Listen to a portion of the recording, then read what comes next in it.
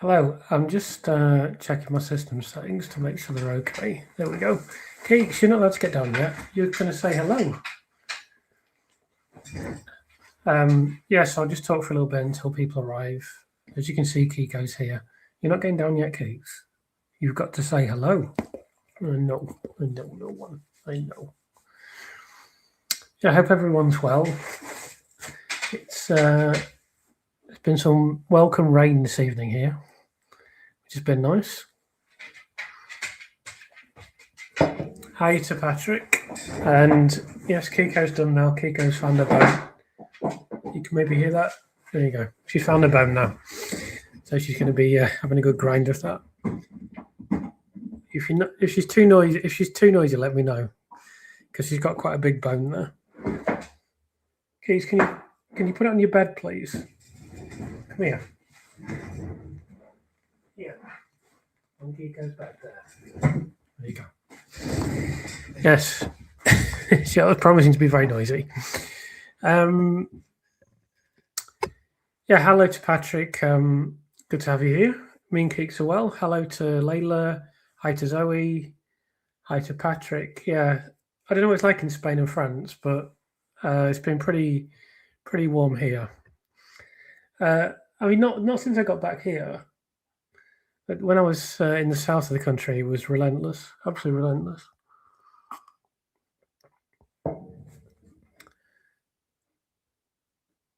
Hi to Colin. Hi to John. Hi to Jenny.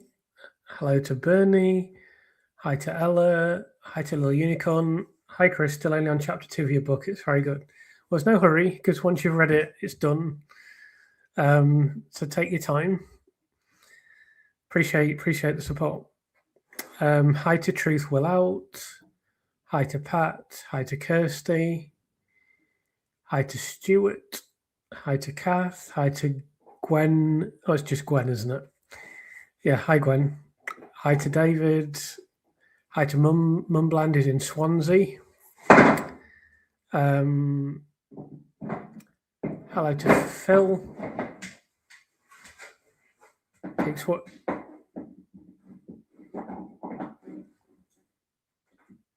You have to be quiet in that, Keeks. Hi to Heather.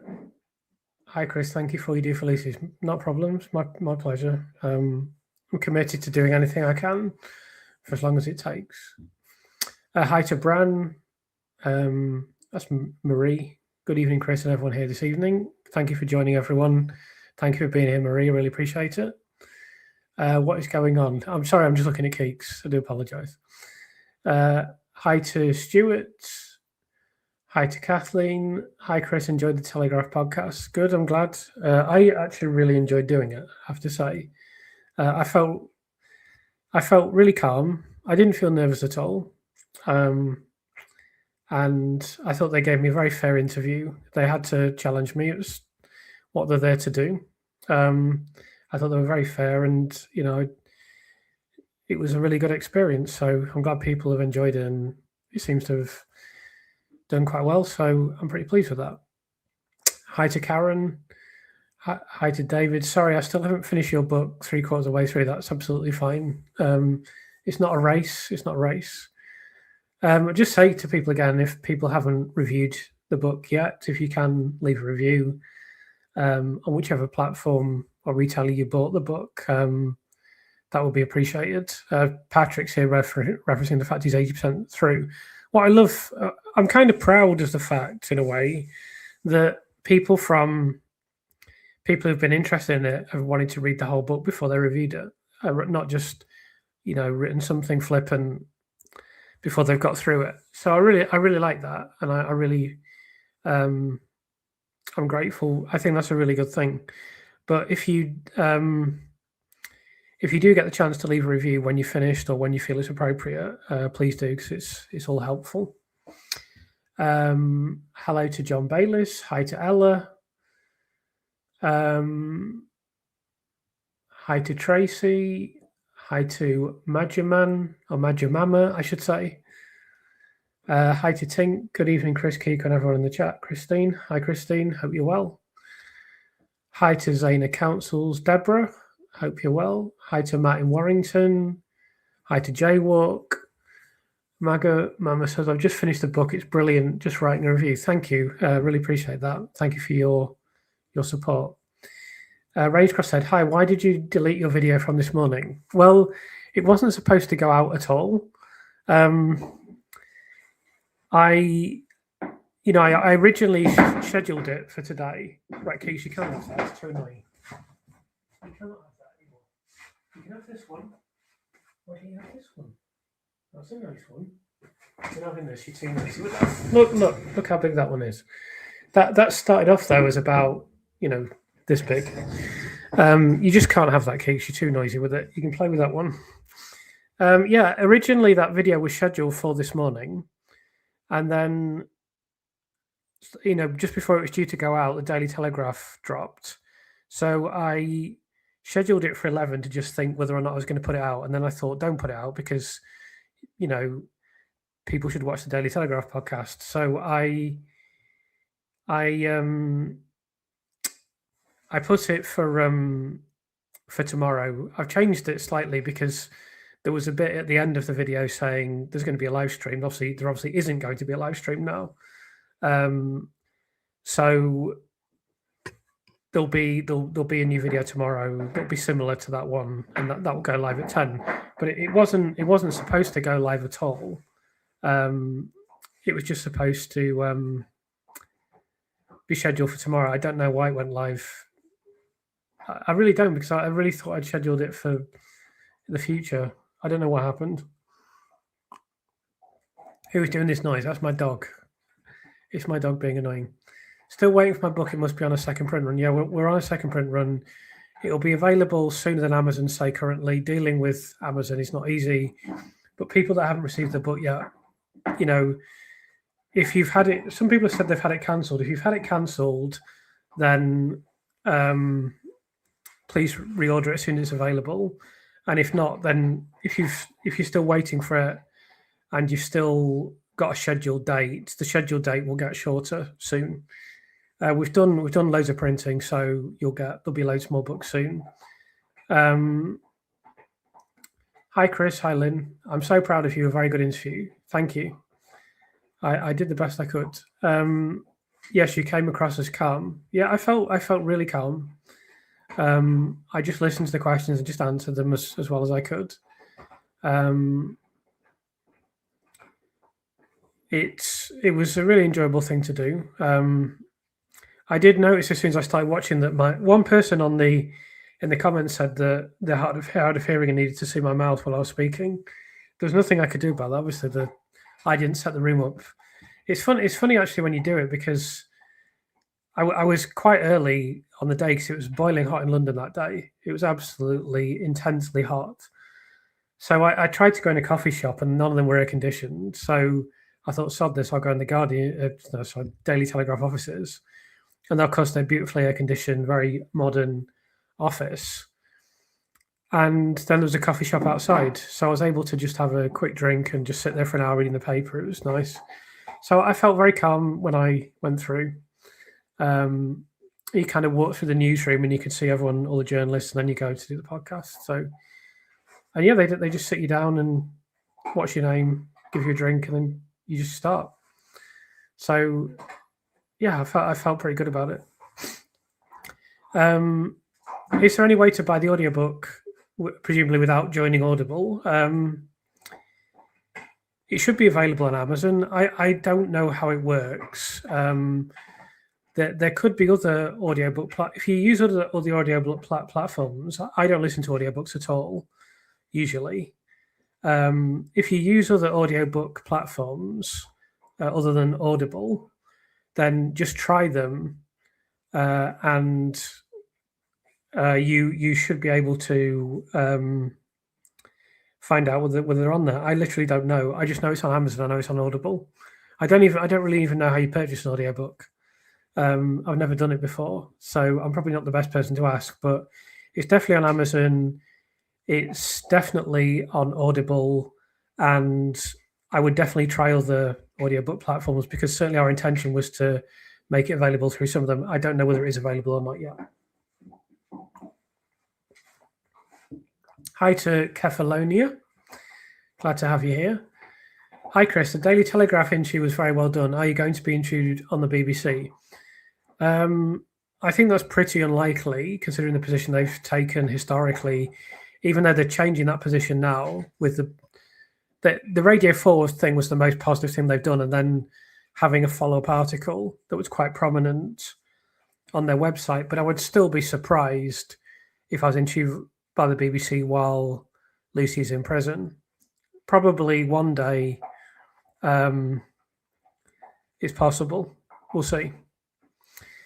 Hi to Mark. Glad to have you here. Hi to Peter. Still waiting for my copy via Amazon. I gather the first run's been sold out. Yeah, we didn't expect to sell out as quickly as we did, so we've done a second print run, and that should be available soon. And I think that the whatever date you've been told it's going to arrive, it'll probably arrive, almost certainly arrive before then. It just literally is a case of Amazon's internal systems updating.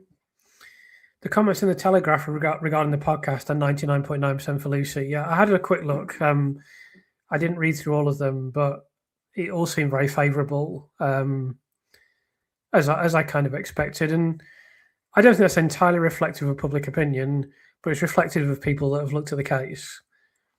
It really is well over 90% plus now know that this is an unsafe conviction and that there's no crime and Lucy's in the end essentially innocent. Telegraph interview was very good. I'd have got angry, but you were so considered and articulate. Well, thank you. It's just very important. I don't know if you're ever going to be interviewed in that kind of situation, or you may find yourself in an emotional situation. It's just very important for you to just think, I'm here to give my information. Whatever the presenters say to me is not personal. They're not attacking me. They're just doing their job. I'm just here to disseminate information and to respond to their comments, and I'll do that as clearly as I can. And just don't, that's not what everyone does. If you see like Russell Brand on with Piers Morgan, it's a proper theatrical performance for him, but I'm not really trying to be that. I'm trying to be someone a bit more low-key and authoritative, hopefully. So you've just got to dampen down your emotions and,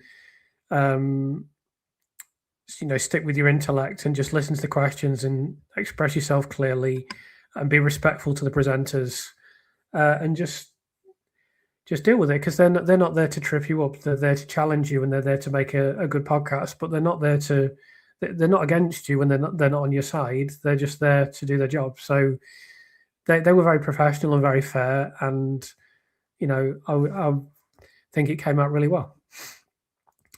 Hi, Cool Cat. Good evening, Chris and Chat Legends. Yeah, nice to have you here. BBC interview with Judith Morris. I think that's fairly unlikely. But one day I could be on there. I think that's quite possible. But I don't think it'd be while Lucy's in prison. Hi, Chris. Still reading the book. Hi, Paula. Glad to have you here. Glad you're enjoying the book. Appreciate it. Good evening to John McCarley. Brand says, Telegraph interview was really good, Chris, and you dealt really well with the questions when they were playing devil's advocate. Yeah, I mean, you have to be prepared for that. I mean, I must say that, as I say, we don't get the questions beforehand. You don't get any prep. And I think I literally walked into the room and we started within a minute of me walking in. So you just have to think on your feet. And I knew one day I could be doing something like this when I set off on this journey. And I knew when I was doing these things like appearing in Waterstones, appearing on the Daily Telegraph, I'm doing another podcast tomorrow that you'll find out about soon. I knew that I needed to be in a position where I knew the case inside out, and I knew it as well as anyone. So when you have that kind of knowledge, you can go into an interview and convey, just calmly bring the information to mind and just put it across, without getting flustered or anything. And it was, I must say, what you saw in the Daily Telegraph podcast, that was basically exactly what happened. There was no cuts. It was just done in one take. as you saw it. There was the only thing was they moved one little thing, the order of one little thing, but we didn't do loads of takes or anything like that. It's just literally in you come, rattle it off. There was no pauses or we need to shoot that again or anything like that. I just did it, and the sole reason that I did that was because I made sure that I know this case inside out when I was sitting there, and I knew that would be required. So when you do get, it's possible in the future I'll do a more, excuse me, do an interview with a more hostile interviewer, which is fine, and I'll be ready for that. And the best way to do it is to make sure you know your subject inside out. Yeah, I'm sure people were. Oh, hold on, I just got back 1 second. I just got to turn the radio off. Hold on.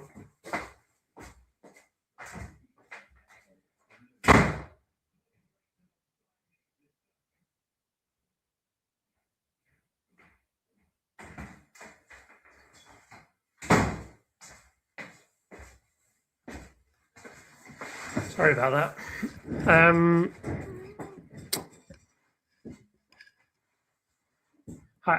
Yeah. Sorry for anyone who saw the video. That was a bit of a cock up. I don't know what happened. Something strange happened, but the new one will be coming out soon.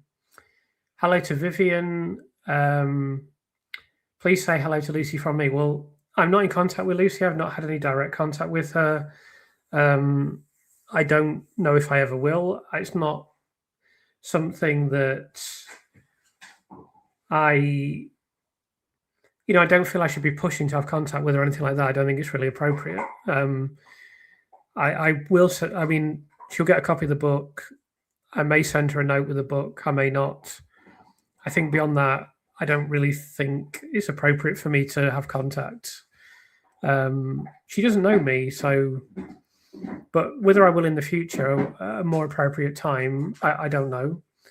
But I just wish her well, and I'll do whatever I can to make sure there's justice in this case. Hi to Red Tape. Hi, Chris. I'm slowly digesting the book. What happened to the video you posted this morning?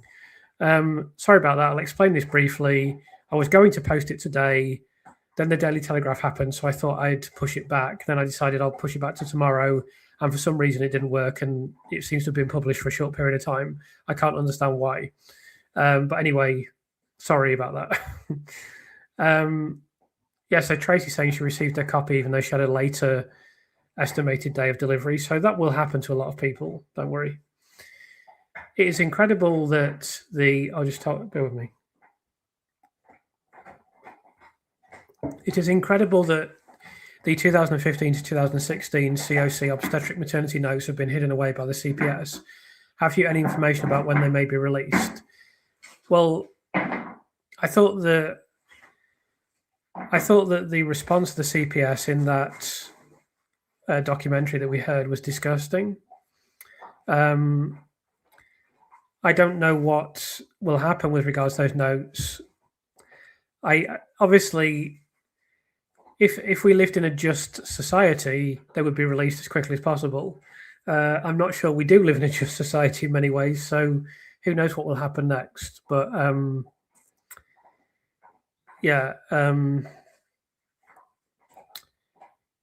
it's clear the obstetric notes are very important for that case, and there's going to be more coming next week from Martin and Michelle, and also I've made a video about Child O going through a lot of important details. Any idea of how many copies have been bought? No, I don't get that information. I mean, I will do one day perhaps, but at the moment I've got no idea. Hi, Chris. Your book arrived yesterday, Annie from Brighton. Glad to hear that, Annie. Hope you're enjoying it. Hope you've managed to start reading it. Hi to Els. Good to be here. Daily Telegraph was great. Maybe asking questions to the audience. Maybe asking questions audience would ask came across well. Thank you. I did the best that I could. Hi, Chris. Loved the interview with the Daily Telegraph. Hi to Casey, by the way. Camilla's one of my favorites. I'm glad you enjoyed the interview. It's a real, and it's a privilege to be able to do it. And I'm sure I'll be doing more stuff like that in the future. Well, I know I will because I'm doing something tomorrow. But I think I'll be doing, more in the future. And I think there'll be more and more stuff coming out and more media opportunities in the future as well. Glad video went out. It alerted me to the audiobook, so I can continue listening when I have to stop reading. Well, that's good. There's going to be another version tomorrow, so people will learn more about that then. Finished the book this afternoon. It's a magnificent achievement. So much research. Congratulations. Thank you. I really appreciate that. I put my heart and soul into the book, so I'm really glad that it's been very favourably received. So I really appreciate that. So Ella's asking which book. So this is my book, Reasonable Doubt, Examining the Case of Lucy Letby, that was published earlier this month, available through Amazon's, Waterstones, and bookshops. Let's go a bit further down. Hi to Flying Foxy, good to have you here. The Radio 4 program was good but very shocking. The conditions at the hospital were even worse than I think many of us realised. It was certainly, I think, upsetting to listen to, frankly. I think to hear that level of difficulty experienced by parents is awful. There were some very avoidable problems there, and hearing about people go through that kind of thing, I mean, one of the points I made, I think, in the previous podcast I've already released with, I can't remember if I've mentioned this already or not, but it's not just, obviously babies will tend to get the focus of attention because it's emotive, but the lack of care for the mothers was, I think, quite chilling, really. We tend to forget that childbirth is a potentially life or death situation for the mother. Now, not many women die during childbirth now, very small numbers, but it can still happen if things go wrong. And it was a hard listen, a very important program, but yeah, definitely a hard listen. Has anyone heard from Mark Mays? So if you go to Mark's channel,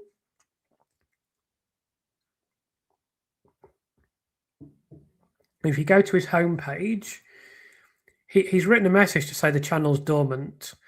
So I think he's just having a break, and I don't think anyone should be concerned. I noticed that Samantha was posting on Facebook today that he does this sometimes, and he just, it's nothing, I think, out of the ordinary or nothing to worry about.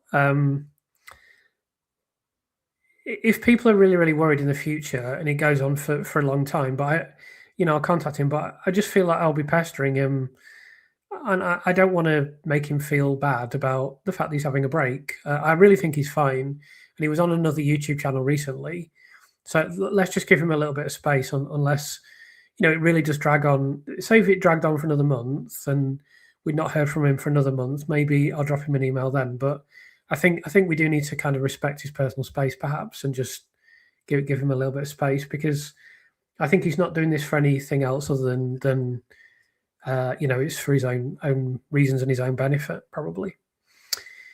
Nothing in your book about Wayne Squire. She's very relevant to Lucy's case. This is why nobody will testify in favour of alleged child abusers. So Wayne Squire would have been in there, but I had to cut. We have to get it down to an acceptable length. You can't deal with everything. It's impossible. I can assure you Wayne Squire will be in a future book that I write at some point, no doubt. So I'm sure she'll be on this channel again as well. So she was not excluded for any reason other than I really had to just stick to stuff that was directly relevant to Lucy's case. There's various stuff about the criminal justice system that I'd like to have said, various stuff about the structure of the NHS that I'd like to have said, various stuff about other miscarriages of justice that I'd like to have said. I couldn't say any of that stuff because it's a big book anyway. And if I'd included everything, it would have been 25, 30%, maybe even more longer, 40%. And it's not even printable. So we had to cut stuff out. And, I definitely, there is a draft of that book that has Wayne in it, but unfortunately she didn't make the final cut. My lovely hardbook copy is a first impression. How many copies were there in that first run, can you say? I haven't actually. I'm not really sure. I know that's really unprofessional for a writer, but I think thousands. Obviously, we've been through thousands and thousands of copies already. Plus, don't forget we've sold Kindle copies. We're already selling audiobook copies, so it's been fast, actually. But yeah, we've done another print run of the same size, I believe. So yeah, it's going well. Reviews have been great, so I'm really happy. Kate obviously gave the book a good review. If you've seen it, everything has been positive. I'm not keen on the female Telegraph interviewer, but well done. I'll go and watch it. Well, she was very nice to me.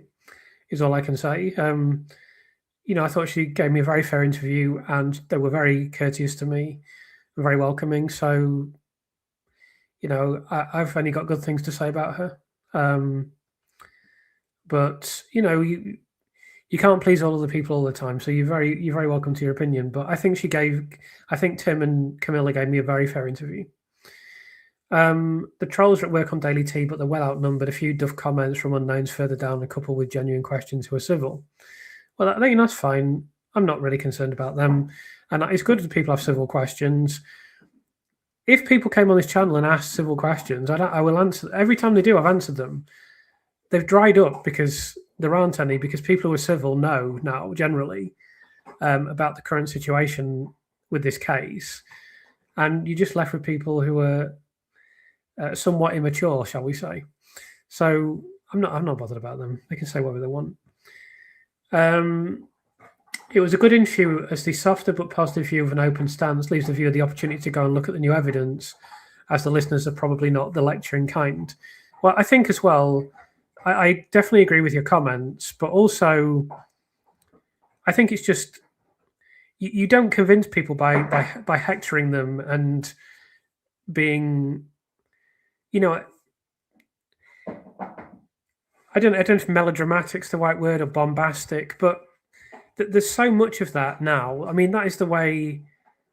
If you think about influencers, I mean, I don't want to name any, but you can probably think of a few who are just very bombastic and very outspoken. Everything's black and white and everything's dramatic, and that's the way the internet works, and that's the way to get instant clicks. But I would much rather build something, both as an author and on YouTube, that people come back to because I am respectful and I try to be authoritative and I try to be balanced and fair and measured in everything I say. And I believe over a period of time that will get you a better following than being dramatic and being too over the top with your comments. That's the first thing.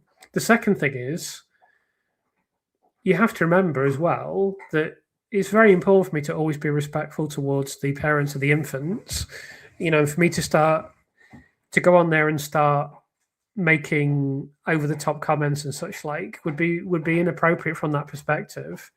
And then also we must remember that I am still effectively defending a convicted child serial killer, a killer of babies, and a convicted killer of babies.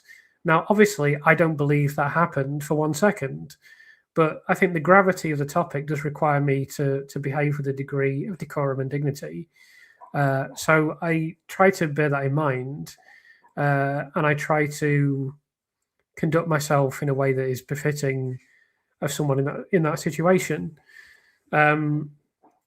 Yes, it'd be great to go on there and say, bang on the table as Paul Hughes was demanding, but that's not the right way to go about things. So I just try to do it the right way, The comments about Lucy's demeanour were irritating to listen to. I was a little bit surprised by that question, I must say, but it's not for me. It wasn't a difficult one to answer. So they're trying to touch the base, all the bases of people that don't know the case that well, who would say, why wasn't she screaming innocence? What about the confession? No. What about the parents? And they touched the kind of main, they touched the mainstream important bases of the maternity crisis, the problems with the hospital, and so on and so forth. And I managed to steer things towards some of the things I wanted to talk about. So I thought it went quite well.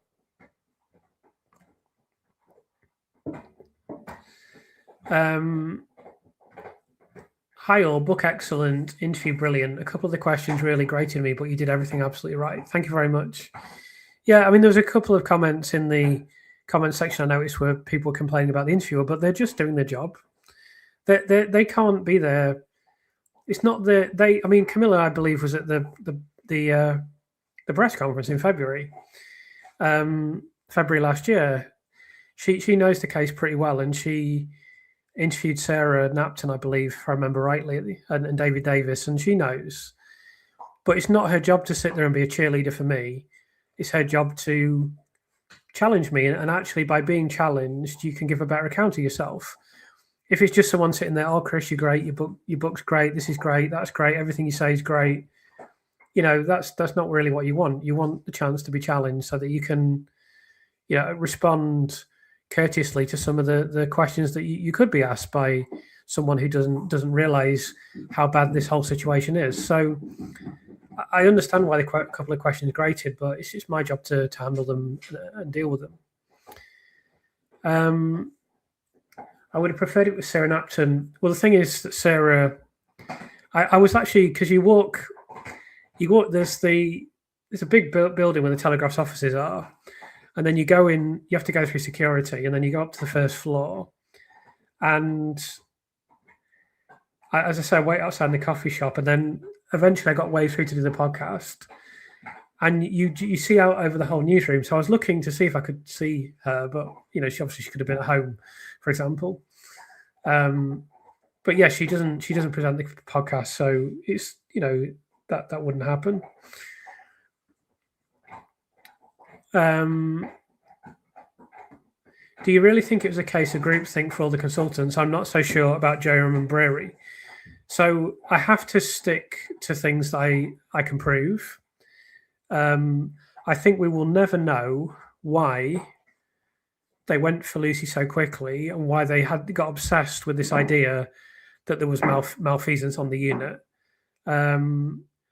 I find that incomprehensible, and I don't think even Brewery and Jerome could explain why they did it. And even if they do know, we're never going to find out because they'll never say openly. So I completely understand. Listen, I've spoken to some very, very high level people who think that they're suspicious about their motives and so forth. That may or may not be the case, but I can't prove why Brewery and Jerome did what they did. And I do think there was genuine concern. You must remember there were 3 neonatal deaths in a very short period of time. And as we know now, they made major mistakes. So those infants were definitely savable. So they would have been they would have been concerned about that. And I do believe that their initial concern was genuine. Why they so quickly went down it must be a malignant nurse avenue, I mean, it's baffling, utterly incomprehensible. But I will never say, if I can't prove that there was kind of deliberate targeting, then I will never say it, because I just stick to what I can prove, because I can prove a hell of a lot. So I absolutely understand why you feel what I don't know what you feel, because you do. You said I'm not so sure. Well, I totally understand why you feel that way, but I must stick to what I can prove, and I can't break that rule ever. So that's why I said what I said, and I stand by that. But I'm in no way dismissing people that feel differently. I completely understand why you do, and you may be right, and I may be. I'm not even that I'm taking a position. I'm just taking a position of what I can prove. Hi to Sarah Ann. This is the first time I've made the chat, the live chat. I usually catch up the next day. Well done with the Telegraph interview. I would have gone blank, but you were so fluent with your answers. Yeah, thank you, Sarah. I really appreciate that. I mean, I've been interviewed a few times previously, firstly. And secondly, I'm very used to being an interviewer as well. I've interviewed, it wouldn't surprise me if I've interviewed 1,000 people, but it's certainly hundreds. And I've got a pretty good memory. And, to be honest, I know to some extent I've taken a prominent position now in this community, or whatever you want to describe it as.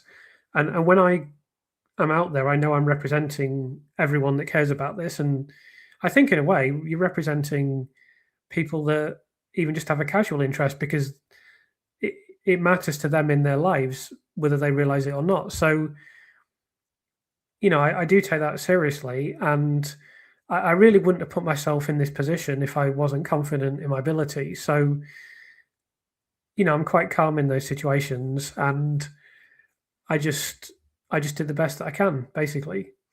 But yeah, I really appreciate all the kind remarks. It's good to know it's gone down well.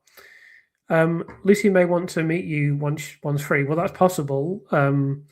Let's concentrate on getting her out of prison first. Christopher's written a brilliant book. He is a great writer. I could not put it down. The whole world should read this. Thank you very much. I really appreciate that. It's very kind. I know that you meant live chat, not love chat, Sarah. But it is a love chat as well in many ways. But I knew that you meant live chat. I'm pretty sure Lucy's aware of all your hard work. I don't know what she knows about me, but she is aware, yes, to some extent. My Amazon order for the book was cancelled. Now it just says it's ordered. I will just sit and pay. Yeah, so you'll get it soon. I can't say exactly when, but you will get it soon. Don't worry. I finished your book on Friday, Chris, and passed it forward to my boss. It is extremely good and comprehensive. Thank you, Woody. I really appreciate that. Hello from Central Portugal. Hi to Geraldine. It's good to have someone here from Portugal. I visited Portugal in 2004. Went to the European Football Championships. Stayed in a house, like a mansion with a swimming pool with loads of friends. Very happy times.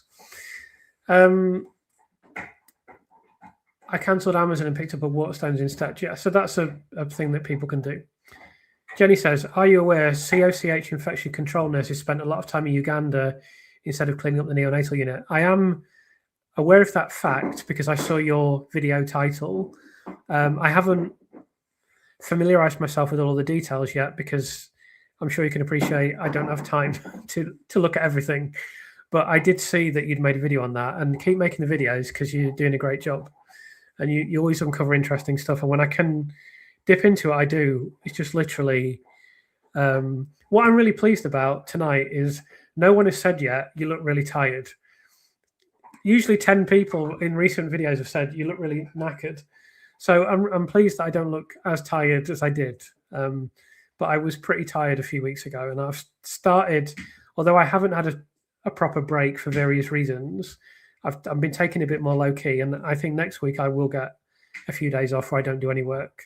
Because I've pre-recorded some videos for next week. They're all done. So, yeah, be a little bit of a break. By the way, I mentioned this in my video tomorrow, but I'm going to do a live stream every Sunday from now on. It's possible that some weeks it'll be Saturday, but it'll be at the weekend every week, and I'm going to try to do it every Sunday. I'm also going to try to do a regular schedule.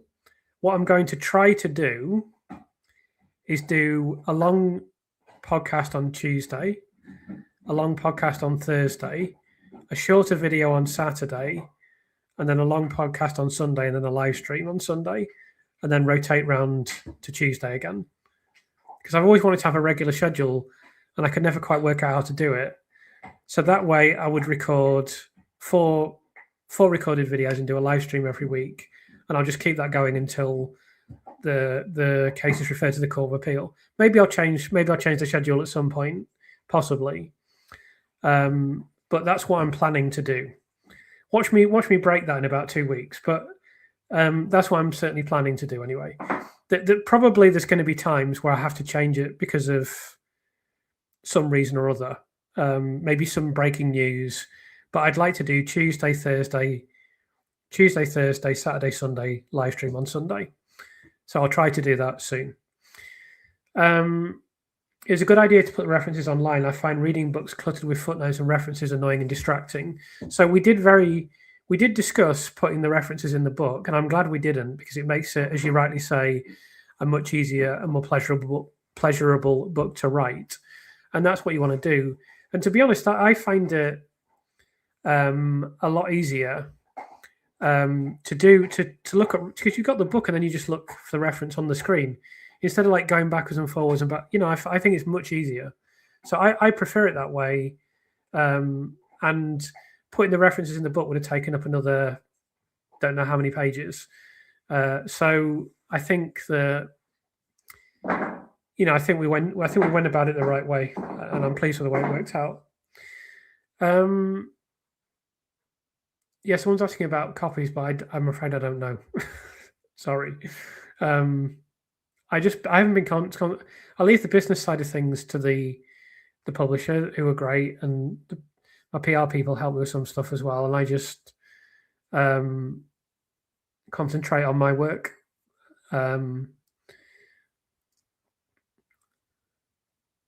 Let's go a bit further down. Have the BMJ and Lancet been asked to review the book, as both still publish book reviews? I've given them a copy of the book. They've received a copy. Whether or not they review it is up to them. Can I ask, Chris, how much of the trial transcripts have you reviewed for your book, and how did you get hold of them? I understood initially it would cost £100,000 to get a copy, later reduced.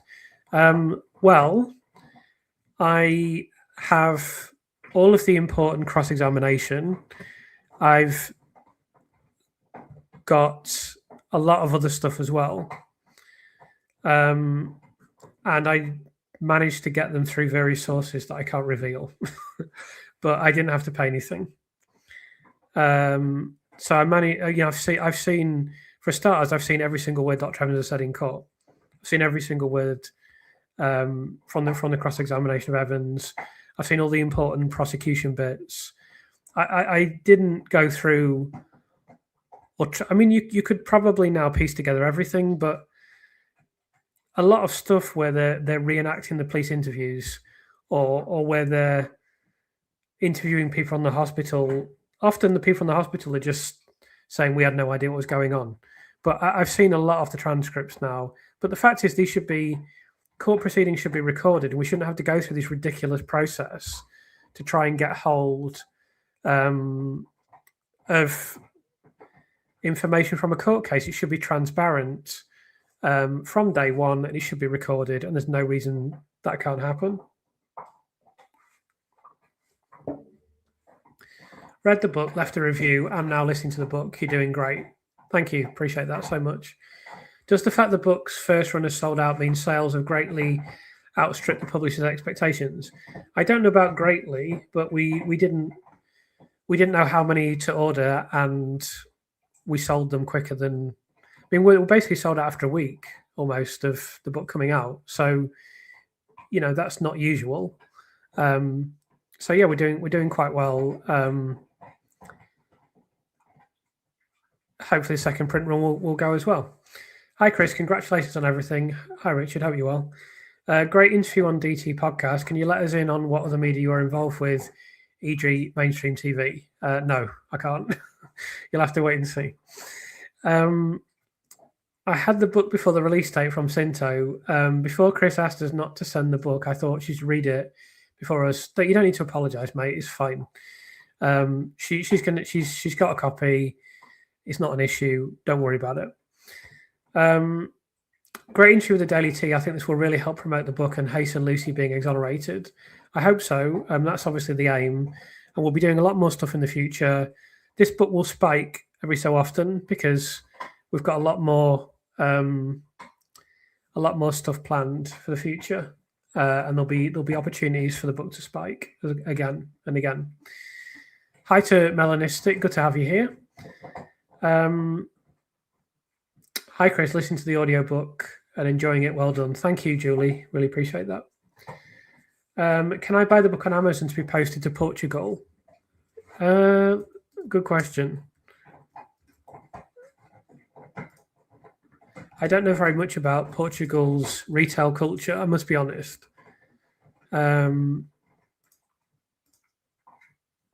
Yes, you can. Yeah. You can buy it from the Portuguese. Is there a Portuguese Amazon? Oh, this has put me on Amazon.com. Oh, is this Amazon Portugal, is it? Right, sorry, bit of a mistake there. Bear with me. I don't know the answer to this question. Yes, you can. You can buy this from the Amazon, the Portuguese version of Amazon, for sure. I don't know about availability in Portugal beyond that, but you can buy it from the Portuguese Amazon. Yes, definitely.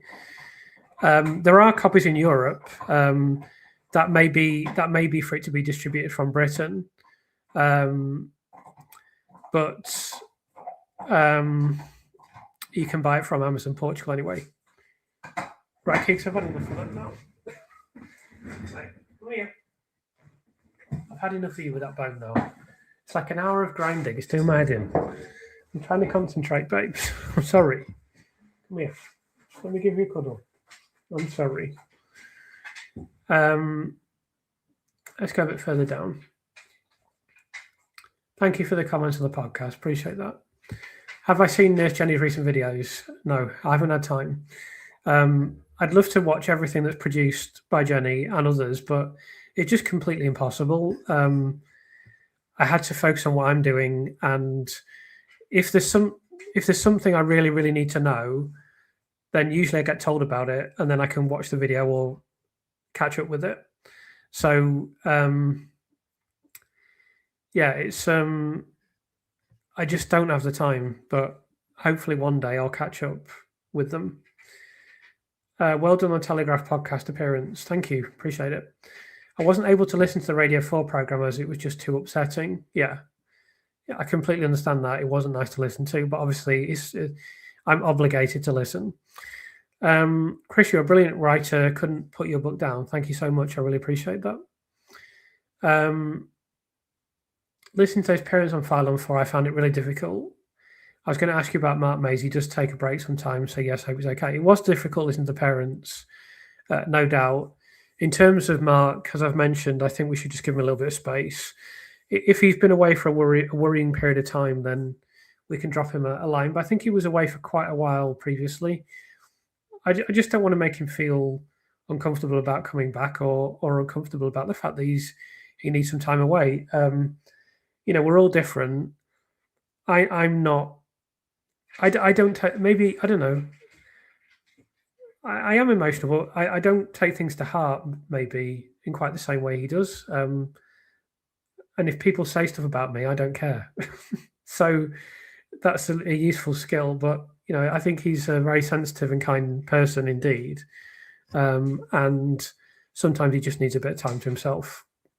So I think, I know he'll be back, so I know he cares very passionately about this. He's a very intelligent guy as well.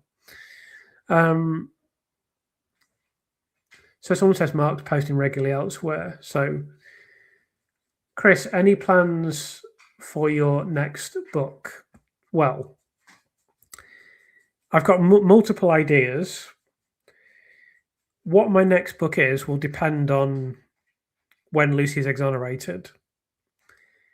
There's a good possibility my next book will be about Lucy if she's exonerated quickly. If she's not exonerated quickly, my next book will be about something else. And there are a few different possibilities, but you'll get to hear about it on this channel. I've got there's a few. I'm already, because I love writing, and I'll get the itch pretty soon. There'll come a time where I start to work on this. I'm not quite sure what I'm going to be doing, but it won't be long before I start planning it.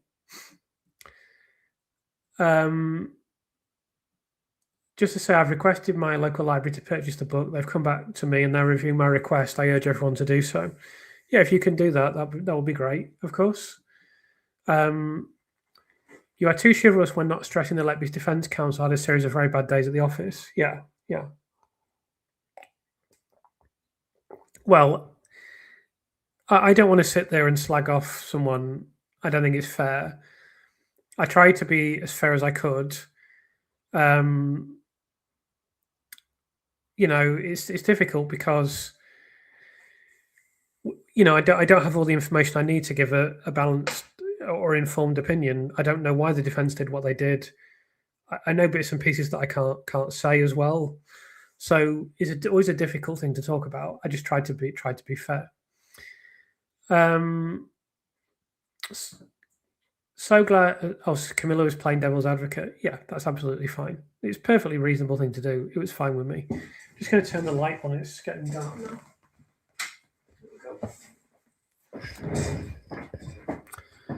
I'm so glad I got a Kindle copy. I'm still waiting for the actual book, but if I'm still waiting, the book must be doing really well.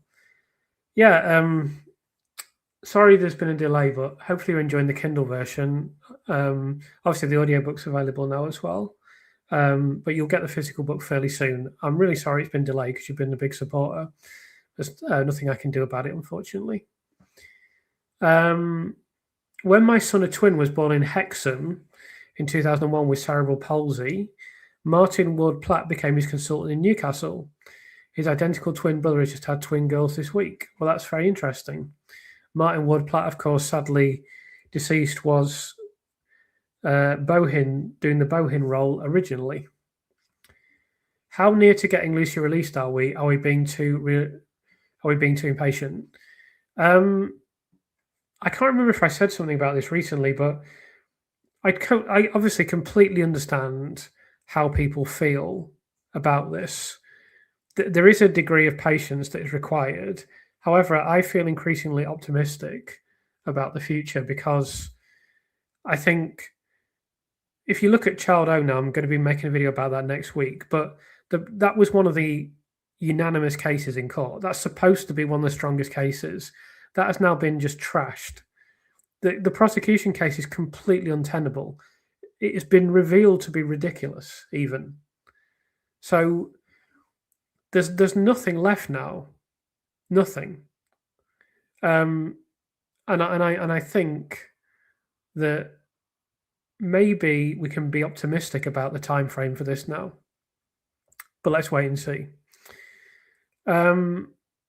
Is the new printing going to fix the minor mistakes? Unfortunately not, because we already ordered it before the minor mistakes. So I'm actually going to go over that, some of the errors that are in the book in my video tomorrow, just to clarify a few things. I'm aware, I've been made aware of a few issues that I'm not going to discuss in the video, and they're all typos. So it was really difficult. It was a really grueling thing to get through the checking that we had to do.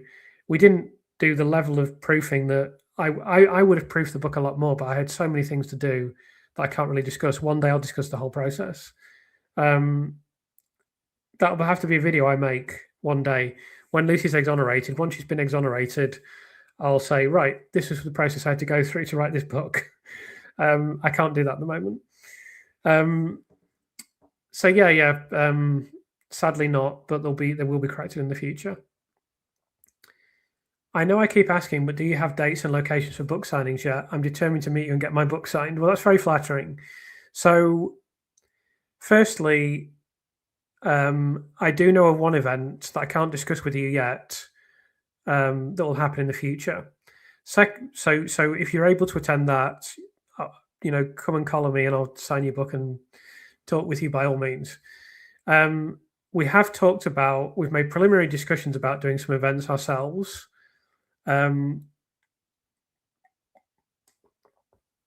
We think that'll be the best way of doing it. So we've been too busy with doing other things, but at some point in the near future, we'll start to discuss this, and we'll arrange something for later this year. It's not finalized yet, and I'm sorry there's a delay. I mean, I'll tell you this, I'm not saying this to shame my local bookshop, but I contacted my local bookshop and they just said, we don't hold these events anymore because they're not cost effective. I think my event would have been cost effective, but there you go. There's nothing you can do, and it is tricky to get all of these things, but we will hold events.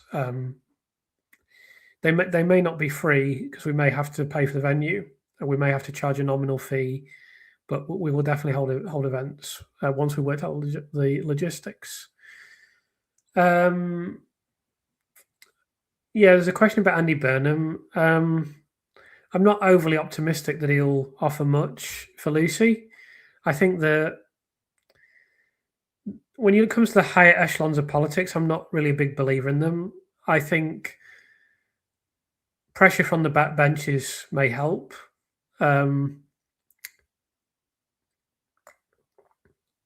Funnily enough, someone sent me an email and they said their MP read my book, and actually phoned up their constituent to say how good the book was, which was really nice to hear. But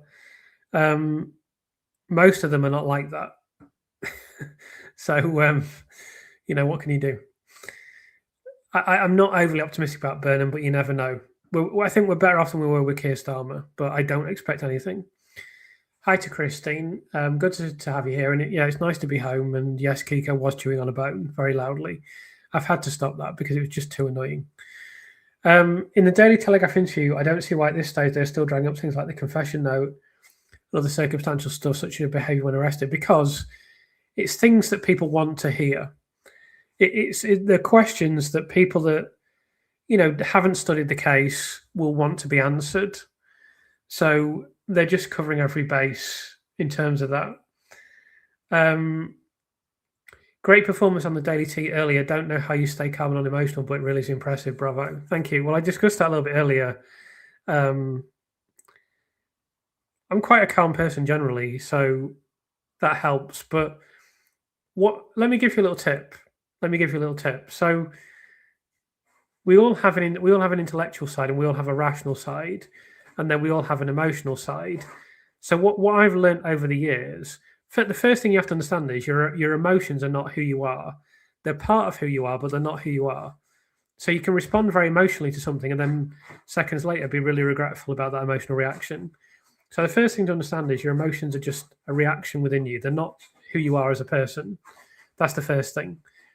The second thing is that what you can learn to do, and it takes time, you can learn to observe yourself, observe your own emotions, and observe when you're in an emotional state, and just allow yourself to say, right, I can feel my emotions bubbling up. I can feel my emotions brewing.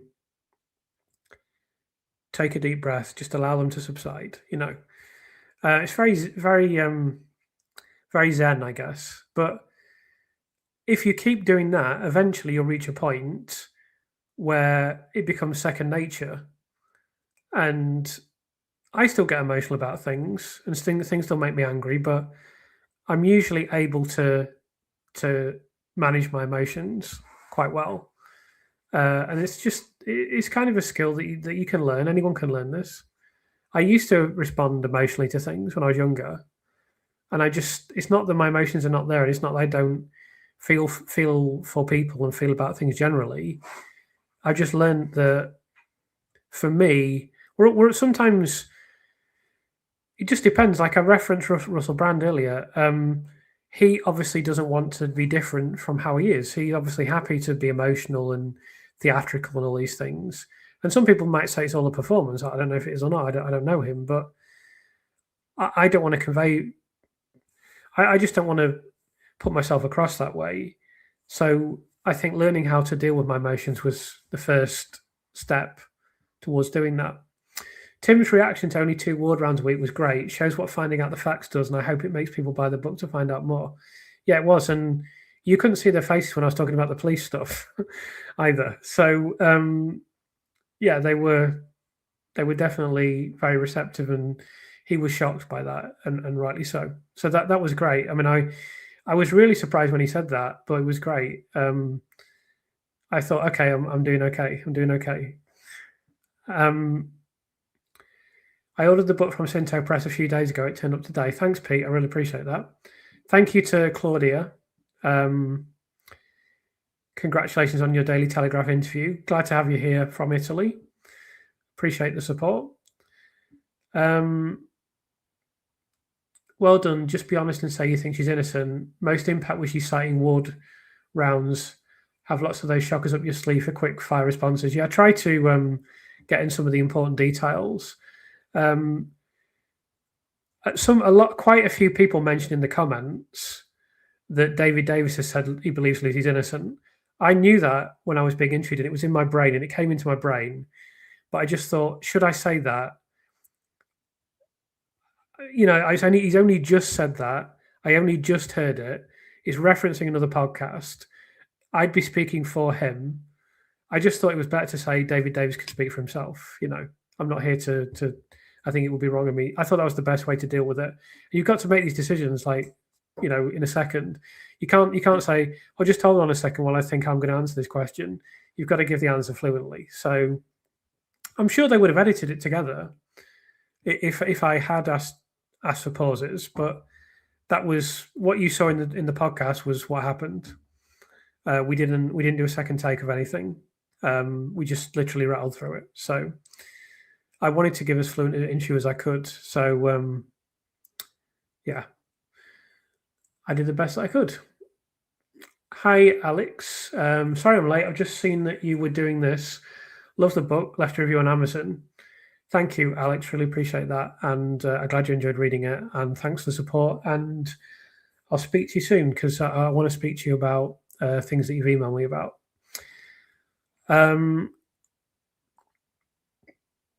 Which came first, the bullying or the suspicion of malfeasance? Well, we don't know the answer to that question.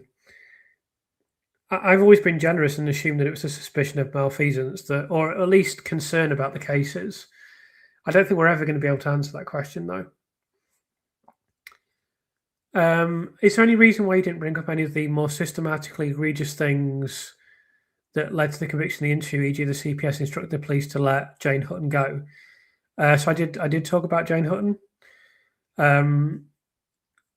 I don't know what else you'd have wanted me to bring up, but you just sit there not knowing what the questions are and just say the first thing that comes into your head would be the answer. You just do the best that you can. You can't control the interview. You can't guide the interview. I was trying to get something out about Lucy's parents, and she interjected. She's entitled to do that. You then have to be respectful and listen to her. So it's tricky. I did the best I could to get as much information in as I possibly could. And also, you're always thinking about the format. So what I was always thinking was, I'm probably going to get 2 to 3 minutes to speak before they're going to say, yeah, but what about this? So you're trying to convey things in a format where you're able to complete them and able to convey them in the time that you've got. So you're juggling a few balls while you're in there, but I just did the best I could. Let's go a bit further down. Yeah, I keep meaning to contact old school RN. Maybe I will do one day. Maybe I'll get around to it eventually. Hi to Ruth. Glad to have you here. Good to have you as always. I got my book. Really enjoying the book. Christine says, "Thank you. Really glad you're enjoying it." So Nehelania, I think that says, had it pre-ordered in February and only got it several days ago. I'm sorry about the delay. It sucks, but what can you do? What can you do, eh? It's just Amazon systems that they should have. Hopefully people are going to get it soon, but it's annoying. Have Amazon told you about why there were problems? They haven't told us, but I know. I'm not going to bore you with the details. It's all to do with the fact that they're an enormous corporation that sells a vast number of products, and they automate everything they do. And obviously, as you're probably aware, as soon as you automate things go wrong. So any company of that size, but particularly Amazon, because in the retail sector, they're trying to do more than they can actually do. They're trying to deliver a level of service and a level of product that they just cannot actually do in reality, because they're just trying to keep their revenue up to keep their shareholders happy. And the problems with distribution are to do with their automated systems, and this will be a problem for people across multiple areas of products that are sold on Amazon. I'm glad I look better, Layla. I really appreciate that. It's good to know. Perhaps I'll furnish my local libraries with a copy. Great to have friends in high places. Libraries don't get enough love. I agree. Libraries are important, and if you can get a copy in the libraries, then I would really obviously appreciate that, and it would be a nice thing to be in lots of libraries for sure. Hey, the negative comments on Amazon for the book, I like another book. You can't stop those people. I said to you last week, when you do something like this, or any piece of art, or anything that is open to critical reviews, all you can do is do the best job that you can, put it out there, and let people say whatever they want. You can't do anything else. So I tried to, you've got to take this on the chin. Yes, I think some of the comments are silly, but they're entitled to say whatever they want.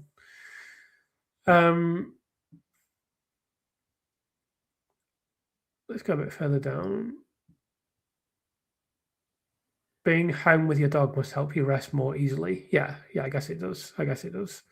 It was nice to come home and be in a place of solitude and walk around peacefully the countryside, and I love all that. So yeah, it was nice.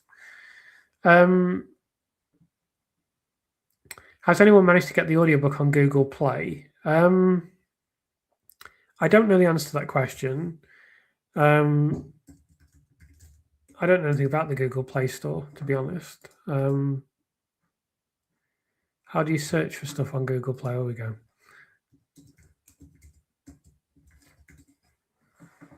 I can't see it on Google Play at the moment. Yeah, I think it's just on Amazon Audible at the moment, but maybe it'll be on other platforms in the future. I don't know. Kiko is certainly destroying a bone, but she's had to have that taken off her now because she's being too annoying. She kept dropping it on the floor. Thank you for the comments on the Daily Telegraph interview. I really appreciate it. Yeah, I'm not worried about negative reviews. It's silly, but they can say whatever they want. It doesn't do anything to. All it does really is boost the book algorithmically. People are not going to listen to that, so it doesn't matter.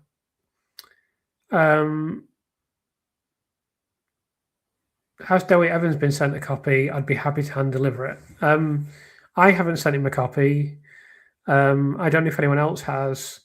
He has seen the bits of the book, or most of the book that he's in. So if you want to send him a copy, you can, but I don't think it's really necessary. I think you could hear in his voice in that BBC documentary that he's been far, far, far diminished from his bullish position of I'm right and everyone else is an idiot. I think he's far less sure of himself now, that's for sure. So true, dogs and cats are so therapeutic. Lucy must really miss her cats. I mean, that would be the hardest thing for me. If I was in prison tomorrow, I could cope. I wouldn't like being in the prison population, though. Hopefully, they put me in solitary. But the main thing would be it would just not having Keeks would just be awful. I just couldn't. It would just. I mean, that must have been devastating for her. Devastating. Obviously, there's the people as well, but not being without the people in your life is tough as well. But there's something about a relationship with an animal, isn't there? It's so pure, and they rely on you so much. And me and Keeks are so connected and so bonded. I mean, Keeks knows me inside out. She knows exactly what I'm going to do. She even knows from what clothes that I put on what I'm going to do next. I leave her on her own very, very rarely, like once in a blue moon. But sometimes I have to for a few hours. And she can tell. She knows when I'm going to do it. She knows she'll look at the clothes I'm putting on and she knows those aren't the right clothes. Those aren't the clothes for taking me out. And she just knows me inside out. She knows exactly what I'm going to do. When my cleaner comes around on a Saturday, when I start to tidy up, she knows the cleaner's coming. She just waits because the cleaner will bring her treats and bring her a bone. So she just starts waiting by the door.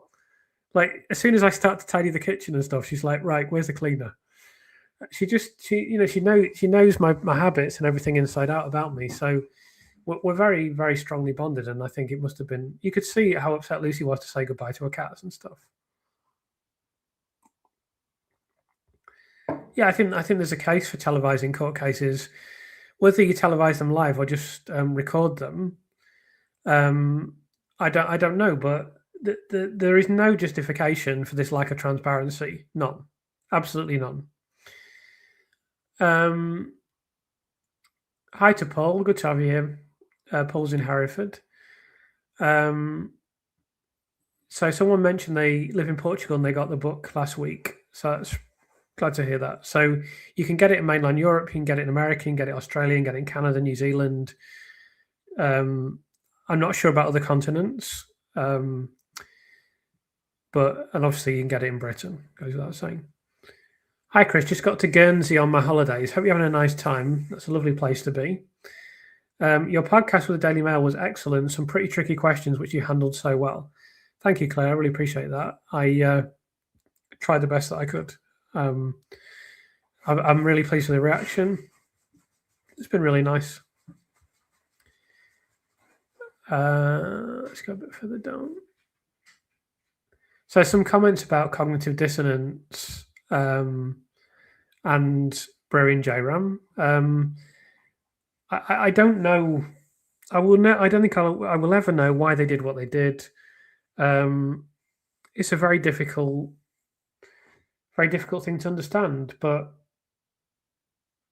cognitive dissonance can play a role. Lots of people, lots of doctors have told me different things, and I just can't say any more than I've said already. So I'm not ducking these comments. All I can say about Barry and Jeremy is what I've said. I've made, we put out everything we could legally into the book, and it's all there.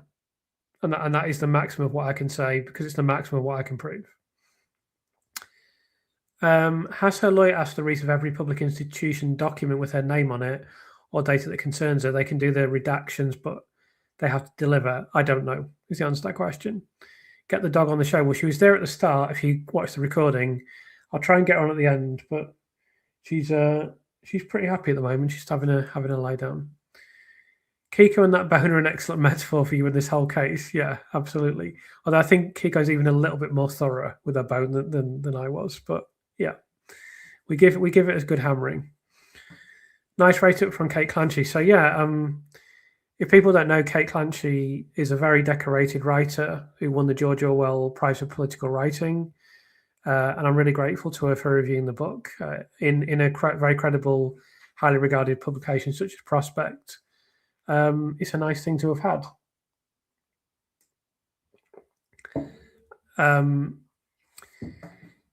And yeah, I mean, Kate's a great writer, so obviously I knew it would be good. It's that lovely cat you have. It's a beautiful dog that I have, but I do like cats. I'm not allowed to interact with cats due to my dog's quite hostile reception for cats.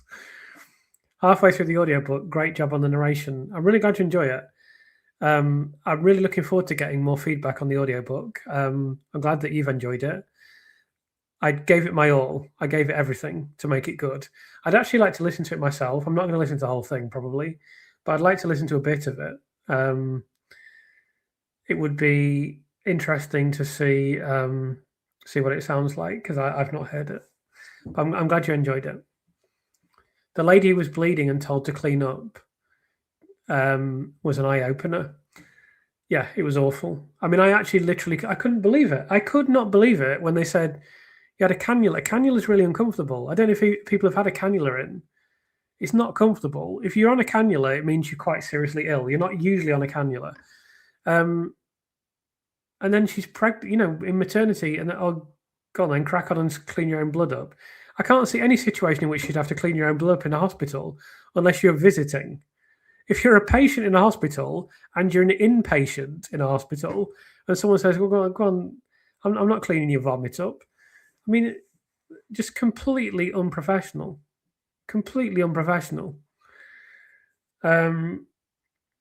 Someone's mentioning a troll and whether I'll be mates. I don't mention that person's name, but I think it's pretty unlikely that we'll be friends. I got nothing against her though. I would speak to her. I'd speak to anyone. It's just that they can't be civil towards me. They're incapable of it. I'm always polite to everyone else. I've never been rude to anyone. No one will ever be able to point to anything I've said that is rude or even discourteous. Sometimes I tell truths that people don't want to hear, but I've never been abusive to anyone. I think the rudest thing I ever said was I made a joke about Dr. Evans combing his hair over to try and pretend that he's got hair. Do it, which I think I can make that joke. If anyone, I mean, I have not got very much hair, as you probably noticed. I think I can make that joke, but I think that was the only thing I've ever said that was. I think everything else I've said has been absolutely fair, and that was fair. That was true, but they just can't be civil. So that's their problem. It's not mine. Dedicated Amazon for the UK, France, Germany, Italy, Spain, USA, Canada, and Australia, to my certain knowledge. When a book is listed, the publisher distributor can list it on all those too. Yeah, there's one for Portugal as well. But yeah, it's definitely available in Europe. I think there's probably one for the Netherlands as well. But I don't know all the countries where there's a dedicated Amazon, but if there's a dedicated Amazon, it'll be on there. Great book and great interview, Chris. Thank you. Thank you for all the support over the years. I remember you were right there right at the start, so I really appreciate that. It's very easy to criticise the defence, but the fact is you can't defend against conjecture, lies and falsehoods. I agree. And that is one of the biggest problems they had, was that the prosecution case shifted around all over the place. And if one thing didn't work, they just said, oh, well, it's this instead.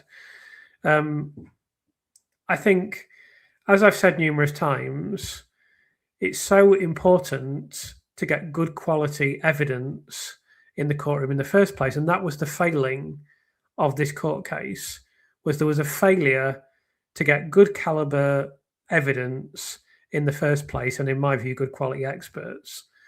And that must be facilitated. It should be the case for a trial of this importance, with the consequences for the defendant that there were, that was as high profile as it was. And look at the caliber of experts they had in the trial. It's just ridiculous.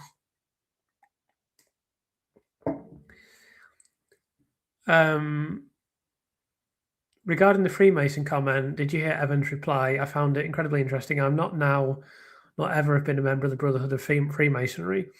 I don't really know anything about that. I know it's common for doctors, police, and stuff to be in the Freemasons. I can't really make any comment about that, to be honest. Comment about Victorina Chua. I'm afraid I can't comment on that case because I don't know anything about it. I think them not releasing Lucy quickly is really going to show up our justice system to be so bad as they are. I hope this case changes a lot of laws.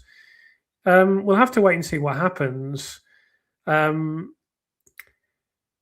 don't know whether it will change a lot of laws, but I think that it can lead to important change in the criminal justice system, for sure, and it must.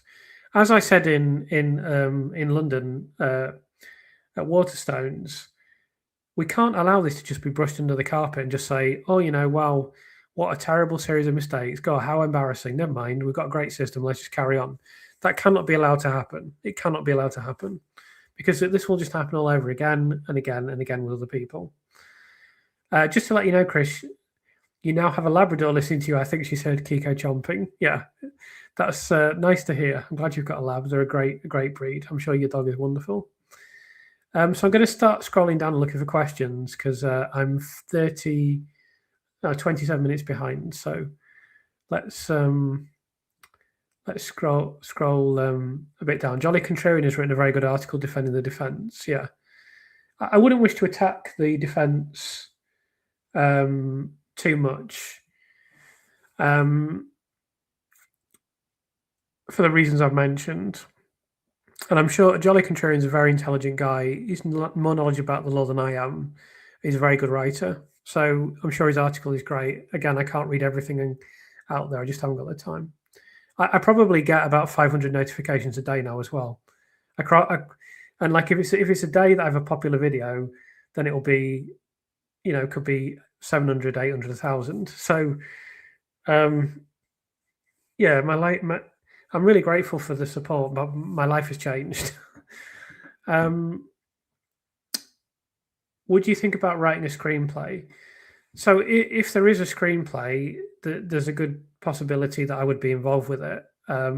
maybe script editing or assistance. I'm not sure that I would write the screenplay myself, because when Lucy's exonerated, I'll be busy writing books, no doubt. Obviously, John Sweeney was thinking about writing a play. We'll just have to wait and see. But if I can be of assistance to people who are doing dramatizations, then I will. But I don't think I would set out to write a screenplay myself. I think my skill is in what I do now. I mean, I've written 2 novels, so I can write fiction. And to be fair, when I did write my first novel, the reviews of my writing were, exceptionally good. So I know I'm a good fiction writer, but I think this type of research and this type of non-fiction work is where my strength is. Amazing work, Chris. Every day you bring Lucy's complete exoneration closer. Thank you. My pleasure, David. Thank you for your support. It's greatly appreciated. So you're going to ask me a question here that I know nothing about. Excellent work. How do you feel about the latest Abdul Basit Al Magrahi? I think I've heard that name on the radio, but I probably mispronounced it. Story. I don't know anything about it. Sorry. So I can't comment. Do you think the CCRC will refer Lucy's case in 2026? I don't know, but I hope so. I wish I had some sort of inside knowledge on this. I don't. I think that they have no excuse not to refer it in 2026. Let's just say that.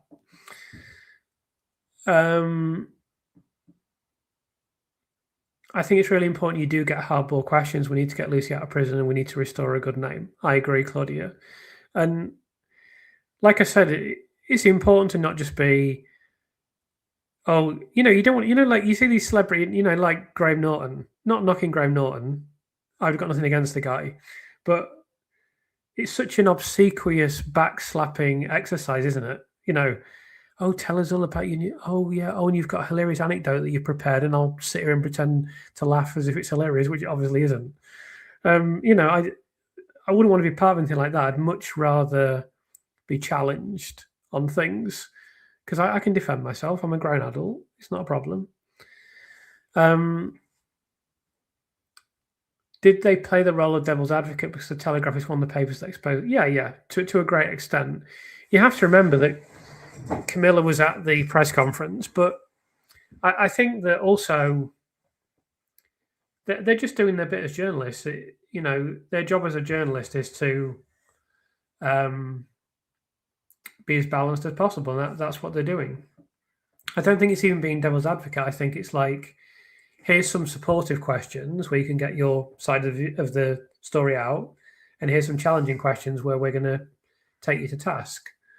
And you just have to deal with that. It's perfectly. I thought they were very fair in their interview, and as I say, one day I might be in there with a more hostile interviewer, and I'll have to deal with that. But it's not a problem. Hi Chris, when did your life start? Hi Rach, hope you're well. Our emotions are not who we are. Reminds me of what Jefferson Fisher says. What you say is who you are to people. Yeah. It's part of who your emotions are part of who you are, but they're not your whole being. We're comprised of many different things, and when we get emotional about things, that's just part of our nervous system. Central nervous system creates emotions, and it creates emotions as often as a survival instinct. That's not who we are. We have a survival instinct, and that's part of who we are. But we're many, many different things. We're multifaceted beings, and you can learn to observe your emotions and just take a step back. It's possible. Hi, Chris. Do you feel the CCRC is perhaps waiting for the outcome of the Thirlwell inquiry? I think the opposite. I think Thirlwell is waiting for the CCRC before they say, "Whoops, you're never going to see our report." Sadly.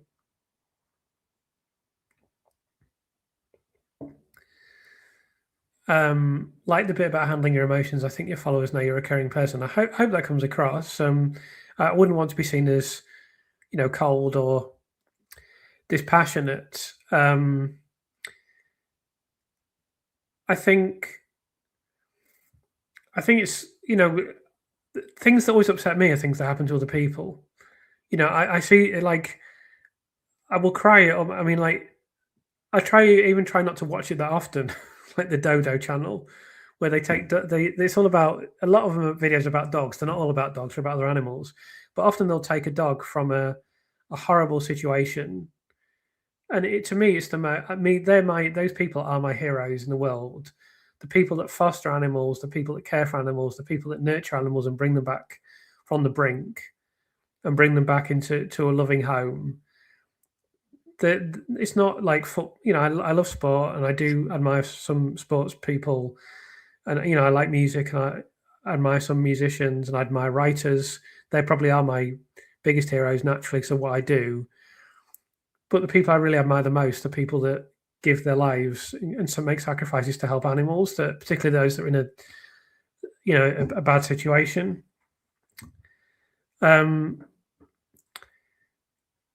Agree that emotions are the first spontaneous reactions, but should not dictate how you react. Hopefully, our upbringing helps us to become mature adults. So it should. And some people cling on to their emotions.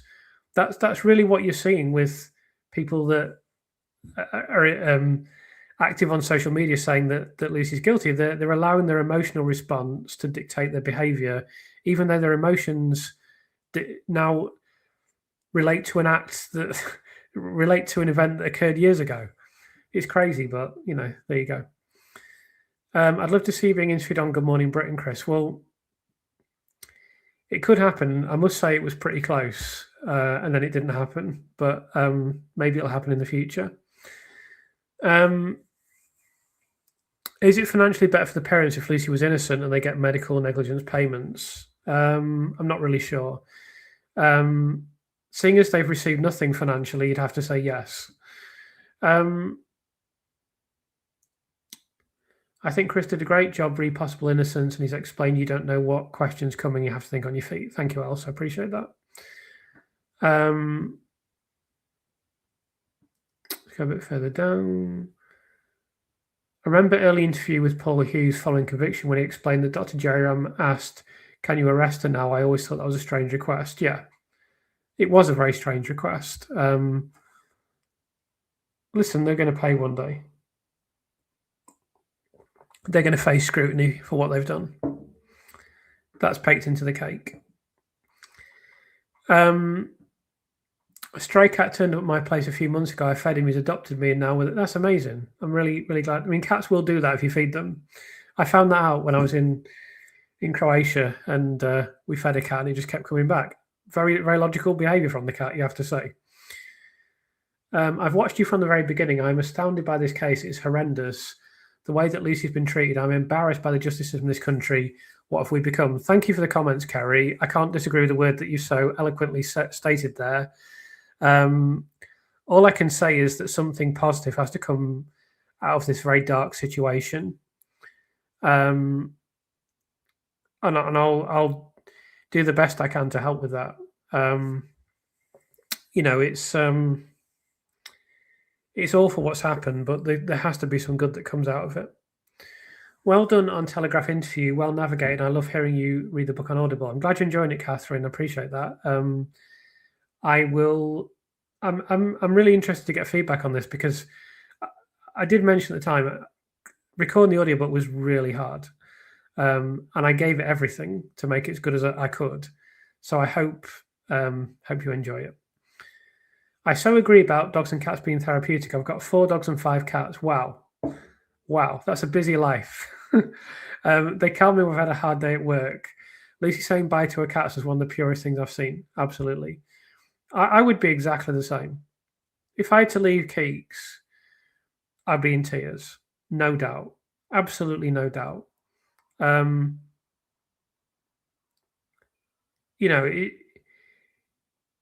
It just is upsetting to even think about, really. I mean, I don't even like leaving it for a few hours. I only do it if I absolutely have to. So I'm sure Lucy was devastated that she couldn't be with Tigger and Smudge. And yeah, it's awful. It's awful. I wonder what will happen with Jim McCormack. I wonder when some scrutiny. Well, he'll face scrutiny. They all will. Chris, do you know by any chance if Lucy's able to visit with her mum and dad much? Even if I knew that, I couldn't tell you, but I don't know. I'm not really privy to inside information about Lucy necessarily. But if I did know that, I couldn't tell you. But I don't know. So funny, she knows what you should and shouldn't be wearing. Love that. Such a decent, humble, intelligent human you are, Chris. Thank you, Lily. I really appreciate that. Yeah, I mean, it's absolutely true. Like, I'll get a coat, and she's looking at me like, I don't like the look of that coat. Why are you getting that coat? She doesn't even try to come out. She doesn't even try to come out because she knows he's going to leave me, the bastard. So, she's very intuitive. Any comment on the CPS coming out and saying it wasn't them that stood down Jen Hutton? Are they starting to turn on each other? I may be able to reveal more about this in the future. I do know more about this than I'm able to say at this time.